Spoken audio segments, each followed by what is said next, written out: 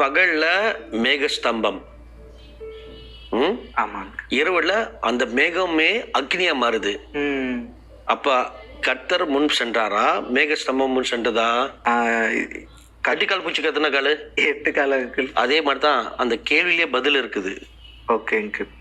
மேகத்துக்குள்ளதான் கர்த்தர் இருக்கிறாரு. Okay uncle. அதை கொண்ட ஒரு இடத்துல ஆமா. அதுக்குள்ளதான் இருக்கிறாரு. இதுக்கு இன்னொரு குழு உனக்கு காட்டுறேன். காட்டுங்க அங்கிள். யாத்திராகம புஸ்தகம் 14வது அதிகாரம் 19வது வசனம். அப்பொழுது இஸ்ரவேலரின் சேனைகளுக்கு முன்னாக நடந்த தேவதூதனானவர் விலகி அவர்களுக்கு பின்னாக நடந்தார்.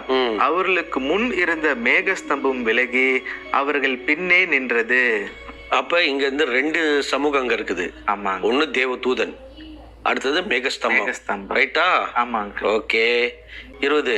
அது எகிப்தியரின் சேனையையும் இஸ்ரவேலின் சேனையையும் முழுவதும் ஒன்றோடு ஒன்று சேராதபடிக்கு அவர்கள் நடுவில் வந்தது. எகிப்தியருக்கு அது மேகமும் அந்தகாரமுமாய் இருந்தது, இஸ்ரவேலருக்கோ அது இரவை வெளிச்சமாக்கிற்று. இப்ப ஒரு பக்கம் வெளிச்சம், இன்னொரு பக்கம் அந்தகார இருள். ஆமாங்க. எங்க என்னது? அந்த மேகம். ஓகே. இப்ப அடுத்து 24 என்ன சொல்லுது? கிழக்கு வெளுக்கும் வரைக்கும் ஜாமத்தில் கர்த்தர் அக்னியும் மேகவுமாக ஸ்தம்பத்தில் இருந்து எகிப்தியரின் சேனையை பார்த்து அவர்கள் சேனையை கலங்கடித்து. மேகத்துக்குள்ள இப்ப யாரு இருக்கிறா? கர்த்தர் இருக்கிறார். பாத்தியா? அப்ப துவக்கத்திலேயே இஸ்ரேல் தேசத்தை வழி நடத்தினது மேகஸ்தம்பம். கர்த்தர் தான்.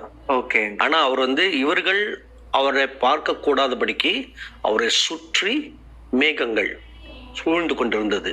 என்னன்னா கிறிஸ்து புதிய ஏற்பாடுதான் வெளிப்பட போகிறார். ஆமாங்க. அது அப்பவும் அங்கேயும் அவர் தான் இருந்தாரு. ஆனா இவங்களால அவரை பார்க்க முடியாது. ஓகே. ஏன்னா அந்த ஒரு வெளிப்பாடு புதிய ஏற்பாடுல தான் அது வைக்கப்பட்டுள்ளது. இப்போதைக்கு அது இல்ல. அவங்க அப்ப பார்த்திருந்தா கூட இவர் தான் கிறிஸ்துவின் பேர் அவங்களுக்கு அப்ப வெளிப்படுத்தப்படல. ஆமாங்க. ரைட்டா? சோ அப்ப மேகஸ்தம்பம், அக்னி ஸ்தம்பம், இரவும் பகலாக அதுக்குள்ள கர்த்தர்.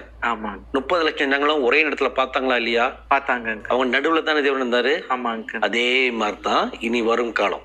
ஆமென். புதிய வானம் புதிய பூமியில எப்படி அங்க தேவன் அவங்க நடுவுலயே இருந்து அவங்களோட இருந்தாரோ, என்ன அன்றைக்கும் இன்றைக்கும் இருக்க போற வித்தியாசம் என்னன்னா அவங்களால பார்க்க முடியல, நம்மளால பார்க்க முடியும்.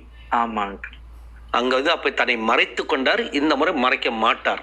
ஓகே. எல்லாரும் ஒரே முகமுகமாக காண்பார்கள். ஆமென். அந்த ஒரு பாக்கியம் தான் இனி காத்து கொண்டிருக்குது.